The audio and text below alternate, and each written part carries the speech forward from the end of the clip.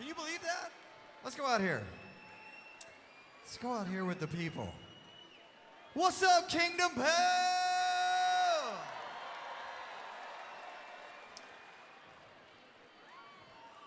My name is Kevin Young. I am in the band Disciple. Nice to meet you. I'm also in the band Honor and Glory. And that's it. No other bands for me.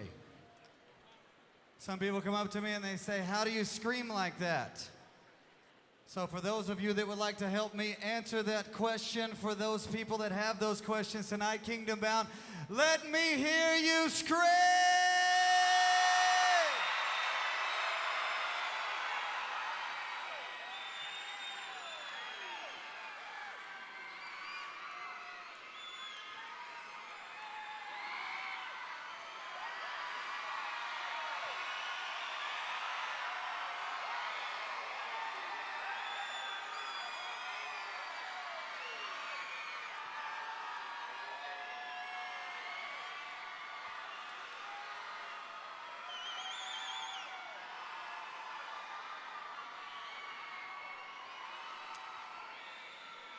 You're hired.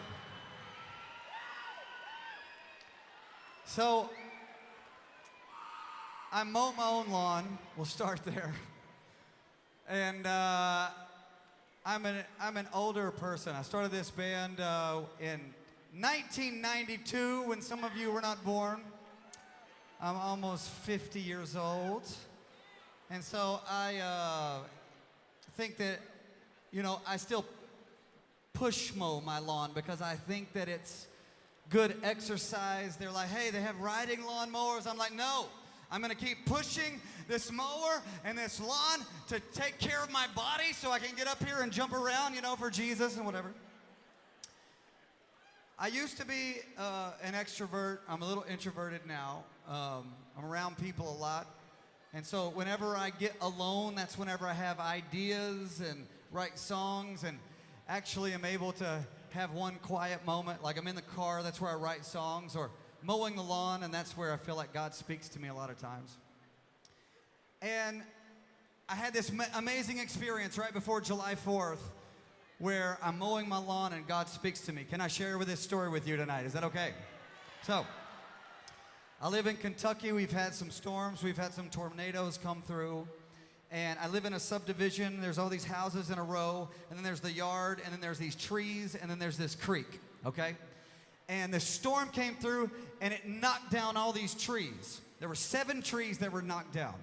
And my wife, she's amazing, she's awesome. She is way more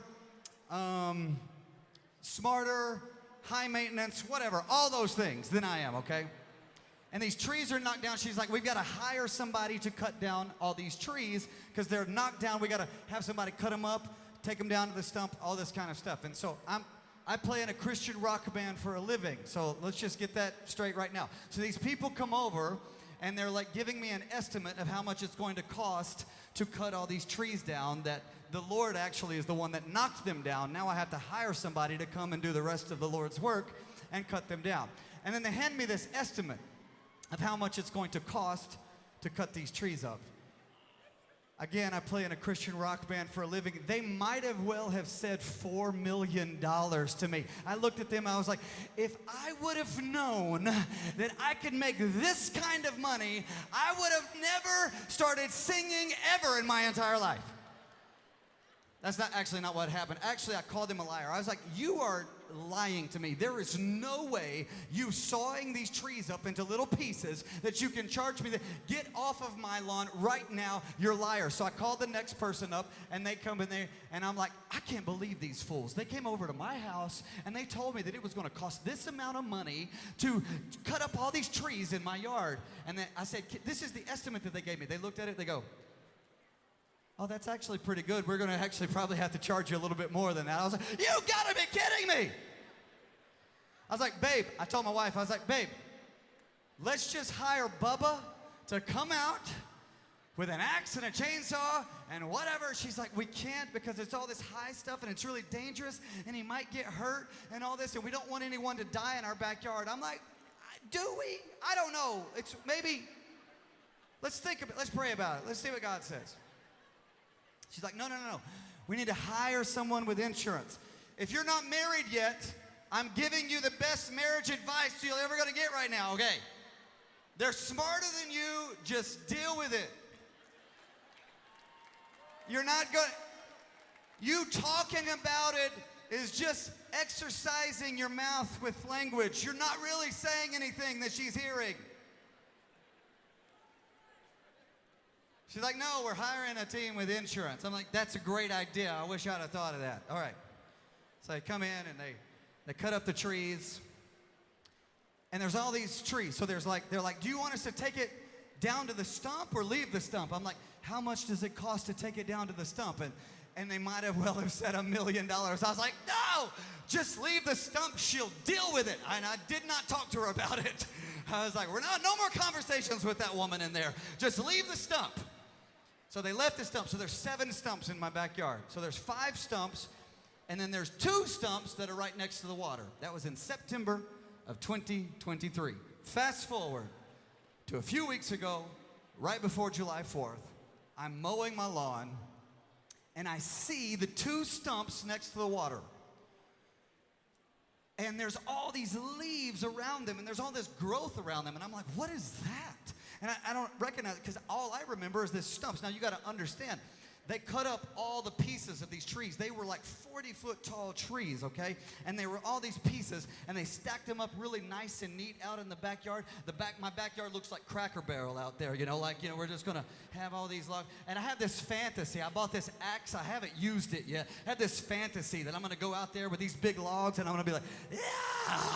And just split all these logs up, and like it's going to look like how it does on TV. I know, I haven't tried it yet, but the reason I haven't tried it yet is because I know it's not going to go the way, in reality, I'm going to probably chop off my foot or something, so I'm holding off, and haven't done that yet. But the reason I say that is all the rest of the stumps are just stumps, but these 2 by the water, there was all these leaves and life around them. I was like, what is going on? And I went and I inspected it, and I looked at it, and here's these stumps, right?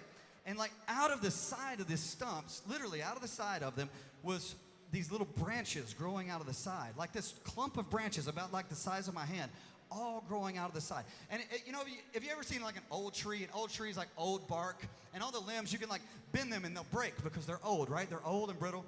But these trees, you ever seen like a baby tree? A baby tree is like brand new, and it's like brand new, bark, and you can bend the limbs, but there's life and there's water in them, and so they bend, but they don't break, right? That's what was growing out of this old, decrepit, nasty stump, was these brand new, fresh, born again branches.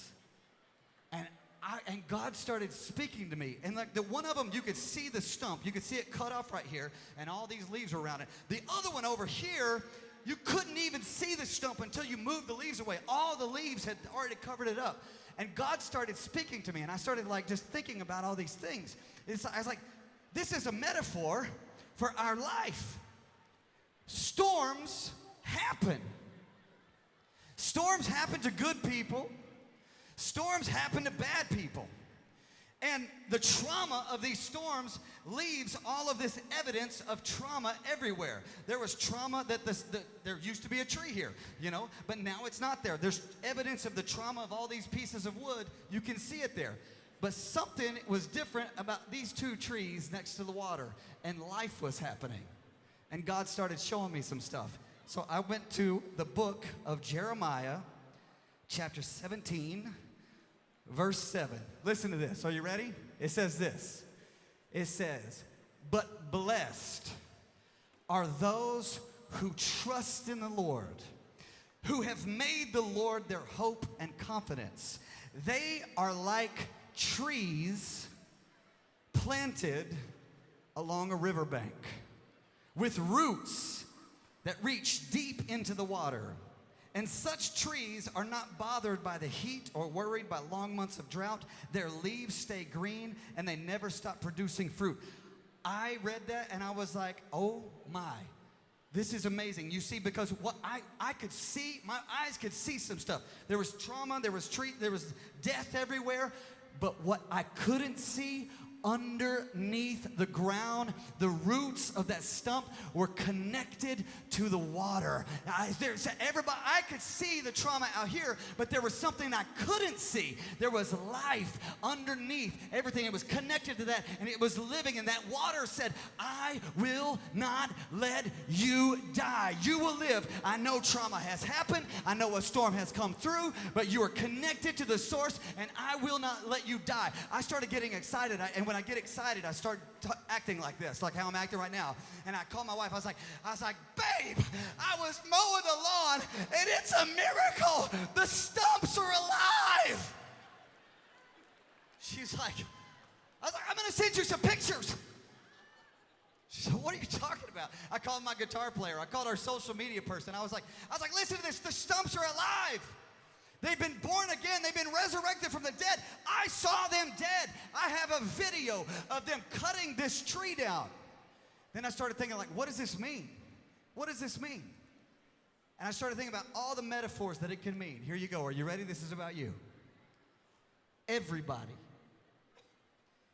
that lives experiences trauma at some point in time in our life. I experienced one of the most traumatic things in my life as an 11-year-old kid. And I'm not going to talk about it with you tonight because I don't want to. But everybody else, we've experienced things like that. Things that shape us, things that scar us, things that make us different. You know, whenever something's going on in somebody's life and trauma happens and everybody knows about it, you know, like those stumps and all the pieces of the wood, we'll look at somebody that's going through something. We're like, oh, did you hear about so-and-so? Oh, my gosh, it's so bad. Did you hear about what's going on with their family? Oh, my gosh, it's so sad. And all we see is the trauma everywhere. We're talking about it. Right? Oh, my gosh, did you hear about that? You're like, oh, man. Listen, it happens to everybody. Some of us, we see it and we talk about it. But some of us, like myself, as an 11-year-old kid, I didn't tell anybody. I didn't tell anybody till years and years later, sitting with a counselor, and he's finally like saying, what happened to you? And he's trace it back, and I traced it back, and he was like, all right, let's start there. Let's start there from when the storm came through. Trauma happens to everybody, but listen to these verbs here. I saw a verb in this verse that was life-changing.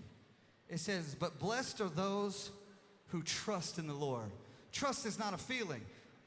Trust is not like, I don't trust that person anymore, like you had any control of it. Trust is a verb. If I were to tell you to go run somewhere, you know, you understand that run is a verb, right? You'd go take off running. But trust is a verb. Trust is not something that just happens. It's something you do. And it says, blessed are those who trust in the Lord, who have made the Lord their hope and their confidence. And I started thinking about this. Those that trust in the Lord, they are like a tree planted along the riverbank.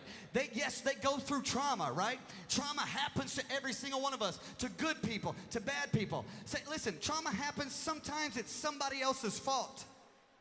Sometimes trauma happens and it's our fault. Sometimes we're cut down and we have no one else to blame but ourselves. Sometimes trauma happens and it's nobody else's fault and it's not our fault, and then of course we just look up to the sky and we say, what are you doing? And we say, it must be God's fault. Does anybody know what I'm talking about tonight?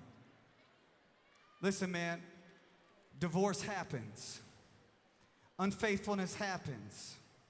Addiction happens, even to Christians. Trauma happens. Bad things happen. People steal from you. My wife wanted to put in a project of this in our backyard. This person came and started the project, stole like $50,000 from us. You understand what I'm saying? And I'm like, man, I'd really like. God, you want me to forgive that person? He's like, yeah. And I'm like, okay. How do you want me to do that? We'll get to that in a minute, all right? I didn't ask for it. Just trauma happens. It happens to all of us, every single one of us. And you can see it, you know, something really bad happens, you know, like Coldplay Kiss Cam, you know, something really bad happens, and everybody knows about it, right? Everybody knows about it. Everybody's all in on it. Everybody knows. You see all that and you say, oh, did you see what happened? You just see all the trauma everywhere? Oh my gosh, somebody's going to have to come in and clean that mess up or whatever. Somebody's going to have to come in. But can I tell you this right now? There are things to those of us, when trauma happens to those of us who have made their Lord their hope, who have trust in the Lord, that they are like, you see, everybody can see what's going on, but there's things that you cannot see. There are things that are happening in the spiritual world that you cannot see. You're like, oh man, it's so bad. I feel so bad for them. But deep down, underneath the ground, the roots of that life are connected to the source of life, which is Jesus Christ. Listen to me. Those trees were 40 foot tall. They were beautiful. They were beautiful. I started thinking about, what does this mean? What's the metaphor of this? They were beautiful. They were beautiful. They were tall. They were full grown. They were never going to get any bigger. They were beautiful. They were full grown. And a storm came in and cut those trees down. That's literally the story of my life, and it was my fault as a Christian. I hit rock bottom from choices that I made. I had all this going for me. And then by my own choices, by my own trauma, by my own self-inflicted wounds, was cut down to the bottom. And you're like, man, that's sad. Oh, how did you do? I see all that. That's terrible. What's going on? Can I give you some hope tonight? Maybe that's you. You're like, man, I was this beautiful thing. I reached the top, and then I was cut down to the bottom. I had it all. I had a good job, and they fired me for no reason. I didn't even do anything. They fired me. I used to have health insurance. I used to be this or be that. I was working at a church. I was serving at a church, and someone lied about me. And I used to be serving God, and now I'm doing nothing. They cut me down. I'm doing nothing. I used to be big. I used to be beautiful. And now I'm this. I started looking at those trees, those stumps, and I was like, this happened in September of 2023, and now there's all these leaves around this one. There's so many leaves around this one that you can't even see the stump anymore. I was like, listen, the scar is still there, but connected to the life said, we're not going to go the way of the scar. We're going to go a different way. We're going to grow out this way. And I started thinking, uh-oh, that tree, what's that tree going to look like 3 years from now? What's that tree going to look like 5 years from now? What's that tree going to look like 15 years from now, 20 years from now? I started thinking, that tree is going to get 30, 40 foot tall again. It will never look like what it once did. It will never be what it once was. The scar will always be there, but it will grow up again, and it will be beautiful again. Listen, I'm talking to you tonight. It might be your fault. It might be somebody else's fault. I don't know whose fault it is. You might be blaming God for your situation or for the diagnosis. I don't know what it is. But a storm has come in and has cut you down tonight. And you're sitting there and you're saying, I used to be tall and I used to be beautiful. Can I tell you this? It happens to all of us. But for those of us that trust in the Lord, that have made the Lord our hope and our confidence, the storm is not the end of our story. Those 5 stumps that were disconnected from the river, they're dead. There's nothing happening. They're dead, and they're going to stay dead. But those 2 stumps that were connected to the river, that said, I will not let you die. They are literally being born again every day, and life is happening, and they're growing up. They'll never look the same, but they will be beautiful. So, I started asking my friends, I was like, so what's this mean? Like you give a message, and people are like, oh yeah, I get it, that's me. But then you want to ask people to do something about it, right? Like what's the call to action here that I could say, okay, now, everybody here, you've experienced trauma. Maybe you were this and now you're that. What's the call to action that I can get you to do? Well, here it is. It's those 2 verbs. Trust and have made the Lord the hope and confidence. Have made. I started thinking about, I've got a neighbor. He brought in all these new baby trees. I'm making you work tonight, baby. Let's go. We're going to go over here. We're going over here. You better stay on your game, son. I drank double espresso before I got up here. I'm ready to go. I got a neighbor, he's got all these baby trees he brought in, and I started thinking, trees can be uprooted and replanted. See, some of you are like the 5 stump over here that are dead, and you're disconnected from Jesus. And right now you think you have no hope. Well, I've got news for you, and I've got great gospel good news for you, that there is hope for you, that you literally can uproot your life and plant yourself right next to the river, because blessed are those who trust. That's a verb. That's something you do. That's not something he does for you. That's something you do, and have made the Lord. You make him your hope. You know what hope is? Hope is you can't see it. What you see is the trauma. What you see is the death. But hope is what you can't see. Underneath the ground, connected to the source, something is happening. And you know it might not be tomorrow. And you know it might not be next month. But next season, something's going to start to grow. And then the next season after that, it's growing a little bit more. And the next season after that, it's growing a little bit more. And then the next season after that, you don't even see the trauma anymore. All you see is God's doing this brand new life thing in you. And he's given us this promise that even when we die, he says, if you're connected to me, I will not let you die. For anyone who believes in me will live forever. He says things like, I am living water. I am the way. I am the door. I am the door. What does that mean? It's like you're in prison. You know, you're the 5 stumps. You're in prison. And Jesus walks in the prison cell and says, do you want to get out?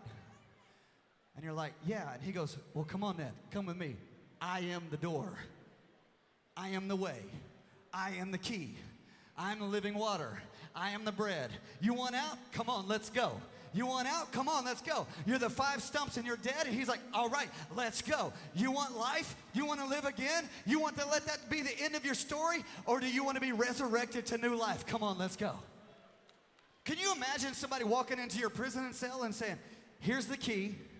All you got to do is pick it up and use it. That's it. That's what Jesus is doing for us tonight. So if you're here and you say, I need to uproot my life and I need to replant myself next to the river of Jesus Christ, I want to give you the opportunity to do that.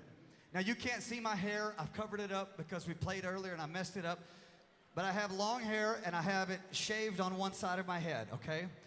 And I don't care what people think about that, all right? I really don't. I live in the South, I live in Kentucky, so there's some good old boys that'll come up to me and they'll be like, hey man, I'd like to get a hold of that hair and cut the rest of it off for you, you know? And I'll be like, oh yes, of course, sir, I understand what you're saying. But I went to the barber. I play in a Christian rock band, you see, and I went to the barber shop and I said, how much is it for a haircut? And they said, it's $10. And I said, well, what do you give me for 5? I'm on a Christian rock budget, you see. And whenever I first got this haircut, I have 2 beautiful girls and 1 baby boy. And one of my daughter's friend's mom came over to pick up her daughter from my house. She walked in the house and she saw my new haircut. This was like 2016. She walked in, she looked at me, she said, I don't think I like your haircut. And I said, I don't think I've ever considered telling you what I think about your hair even one time. 1984 Sears catalog called. I did not say that. I did not say that. But the bullet is in the chamber. If she says something to me again, I'm letting her have it. But I say that tonight to say this. I don't care what anybody thinks. Listen, I've struggled with just about everything as a Christian. My testimony is this. Some people gave their life to Jesus and he turned their life around. I gave my life to Jesus and then I went crazy and I went nuts and he's been patient with me and I've been a prodigal son and that story is real. The story of the prodigal son is real. People say, oh, you messed up and you did all these things. You probably really weren't a Christian. Well, man, whatever theology helps you sleep at night. All I know is before the sheep got lost, it was with the shepherd. Before the prodigal son left home, he was at home with the Father. And then when he came home, the Father was glad to see him and the Father rejoiced. And what I can tell you is this here tonight. You're probably believing what everybody else is thinking and probably caring about what everybody else thinks. Listen, when you're a Christian, you screw up and you get involved in addiction, you get involved in things you shouldn't be involved in, you keep it to yourself and you don't tell anybody about it because you're afraid of what everybody else will think. Well, tonight, I don't want you to care what one person thinks about it because that'll keep you from uprooting your life and taking it where it needs to go. Literally taking it where it needs to go. So what I want us to do tonight is this. I don't want you to care one single bit what anybody thinks about it. If you need to uproot your life, I want everybody to keep your eyes open right now. You're like, oh my gosh, I'm so nervous because I feel like I need Jesus, but he's asking everybody to keep their eyes open. I thought we're supposed to keep our eyes closed whenever we're supposed. No, man, no. We're done with that because tonight we need to literally we need to be serious. We need to be crazy serious. We need to say, this is it. I'm done with this. If you need a 12-step program, I don't care what anybody, well, somebody's going to find out. They're going to say, oh, did you hear? Oh, man, did you hear? Oh, they're going to 12 steps. Did you hear? I don't care what they think. If you need marriage counseling, oh, did you hear? Oh, they're having trouble in their marriage. They're going to marriage counseling. Did you hear? Oh, this trauma. And you say, I don't care what anybody thinks about it. You say, I've been struggling with this addiction for 10 years. Nobody knows anything about it. I'm afraid if I lift up my hand and I say I want to uproot my life and get closer to Jesus, somebody's going to see my hand lifted up and they're going to come up and ask me, hey man, are you okay? Why did you lift up your hand? What's going on in your life? I don't care what anybody thinks about it.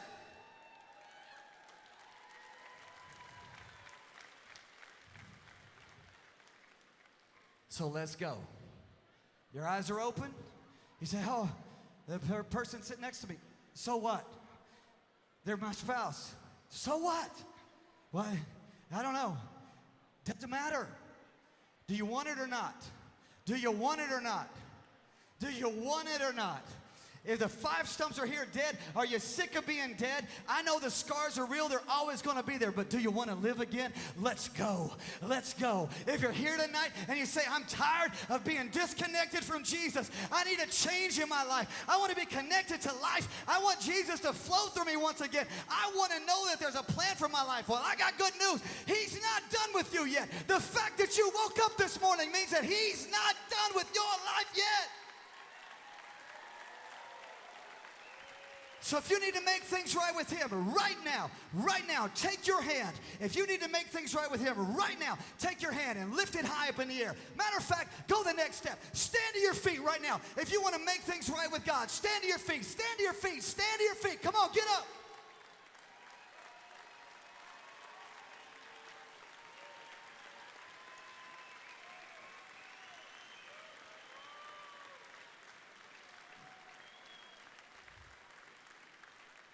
Anybody else? Anybody else? I know it takes bravery. I know it takes courage. Anybody else? There you go. There you go. There you go. Pray with me. Everybody stand to your feet all across this place right now. Lift up your hands. When we get done praying, here's what I want you to do. Right over there is a prayer tent. I want you to go there. If you stood up just a second ago, go there. Go there. You're not going to miss anything. Listen, prayer is how we communicate and talk to God, and that's the one we're running back to tonight. Our Father loves us. His arms are open to us. I want you to go there. All right, go there. We're going to lift up our hands. We're going to pray in faith right now. Faith is easy. Faith is like going to the bank when you got $5 in the bank and saying, can I have my $5? And they say, absolutely. That's it. It's that simple. We're going to God. We're asking him for the thing that he wants to give us, forgiveness. We're going to God. We're asking him for the thing he wants to give us, connection with him. We're going to God. We're asking him for the thing that he wants to give us, the purpose and the reason that we're alive. That's what we're asking for. Ready? Everybody, lift your hands. No mumbling, no whispering aloud. Everybody say this out loud right now. Say, dear God, thank you for loving me. I believe you gave your son Jesus to die on a cross for my sins. And because of that, I can be forgiven. So I ask you now, forgive me of all my sins. Lord, I also believe that you raised Jesus from the dead, that he's alive. And because he's alive, I can have a new life. I can be born again. I can be your child. So I ask you now, say it loud, make me your child. Teach me how to walk like you, talk like you, live like you, love like you, even forgive like you. And if I fall down, you're a good father. You'll teach me how to conquer every sin, every temptation, and every mountain that I ever face. Tonight, I put my trust in you. I uproot my life and I plant myself into the living water that is Jesus Christ. You are my God. I lift my hands to you. I say, take my hands, take my mouth, take my heart, take my mind, take my life. I'm yours tonight and I'm yours forever. In Jesus' name. Can everybody shout, amen? God bless you guys. Thank you.